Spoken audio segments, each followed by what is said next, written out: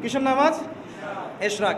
নবীজি বলেছেন, কেউ যদি ফজরের নামাজ জামাতে পড়ে, তারপরে সালাম ফিরানোর পর ওই জায়গাতেই বসে থাকে এবং জিকির আজগার করতে থাকে, সুবহানাল্লাহ 100 বার পড়লো, আস্তাগফিরুল্লাহ 100 বার পড়লো, ঠিক আছে, লা ইলাহা ইল্লাল্লাহু ওয়াহদাহু লা শারীকা লাহু লাহুল মুলকু ওয়া লাহুল হামদু ওয়া হুয়া আলা কুল্লি শাইইন কাদির, এগুলো পড়লো, তারপরে ধরেন দরুদ শরীফ পড়লো ইত্যাদি।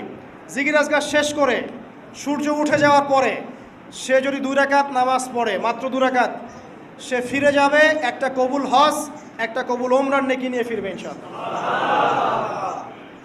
আরেকটা নামাজ আছে, যদি পসিবল হয় পড়তে পারেন, 8টা থেকে 10টার মধ্যে পড়ে ফেললে ভালো, এরপরে সূর্য উঠে যায়, সূর্য গরম হয়ে যায়।